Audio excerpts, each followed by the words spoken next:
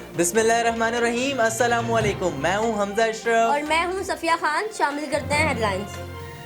سندھ کے اسپتالوں میں علاج نہیں ہو رہا، عوام کو راشن نہیں صرف بھاشن ملا، تقریروں سے کام نہیں چلے گا۔ پی ٹی آئی رہنما حالی وادل شیخ کا سندھ اسمبلی میں جذباتی خطاب، کہا صوبائی وزراء کرونا کے ڈر سے اپنے حلقوں میں نہیں جا رہے، ہم عوام کے ساتھ کھڑے ہیں۔ پنجاب میں ایک بار پھر منافع خور سرگرم، پنجاب کے مختلف شہروں میں آٹے کی قیمتوں میں اضافہ۔ ملتان اور گجرانوالہ میں فلور ملز نے 20 کلو آٹے کے تھیلے کی قیمت 150 روپے تک بڑھا دی۔ قیمت بڑھتے ہی منافع خور سرگرم، بیشتر دکاندار 20 کلو آٹے کا تھیلا 1100 سے 1200 میں فروخت کرنے لگے۔ نون لیگ کی رکن پنجاب اسمبلی نے تحریک التوا جمع کرا دی۔ رابعہ فاروقی نے کہا محکمہ خوراک نے گندم کی خریداری کا ہدف پورا کرنے کے لیے فلور ملز کو گندم کی خریداری سے روک دیا۔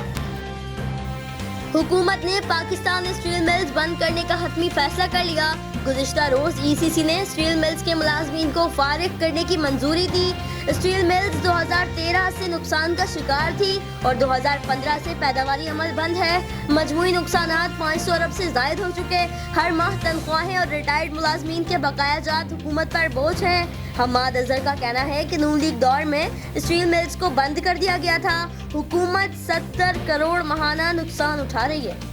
سندھ اسمبلی میں کرونا پر گرما گرم بحث، وزیر صحت سندھ عذرا پجورو کی وفاق پر کڑی تنقید، کہا کرونا سے ڈرنا نہیں لڑنا ہے کا نعرہ لگایا۔ اب ہر گھر سے مریض نکل رہا ہے، لوگ مکھیوں کی طرح مر جائیں گے تو کیا کریں گے معیشت کا۔ مداخلت پر وزیر صحت نے نصرت سحر عباسی کو احمق عورت قرار دے دیا۔ کورونا کے پھیلاؤ کے ذمہ دار عوام نہیں، کنفیوژن والے بیانات ہیں۔ اسلام آباد میں صورتحال کراچی سے بھی زیادہ خوفناک ہے۔ وزیر اعلیٰ سندھ کی نیب میں پیشی کے موقع پر میڈیا سے گفتگو، کہا سندھ میں کسی ایسے مرنے والے کو کورونا کا مریض ڈکلیئر نہیں کیا جس کا ٹیسٹ پازیٹیو نہ آیا ہو۔ ادھر ایم کیو ایم پاکستان کے رہنما فیصل سبزواری سمیت ان کے اہل خانہ کا بھی کورونا ٹیسٹ مثبت آ گیا۔ اسکولز نہ کھولے گئے تو 15 لاکھ اساتذہ کو نکال دیں گے۔ پرائیوٹ اسکولز ایکشن کمیٹی کے چیئرمین پرویز ہارون کا 15 جون کو اسکولز کھولنے کا اعلان۔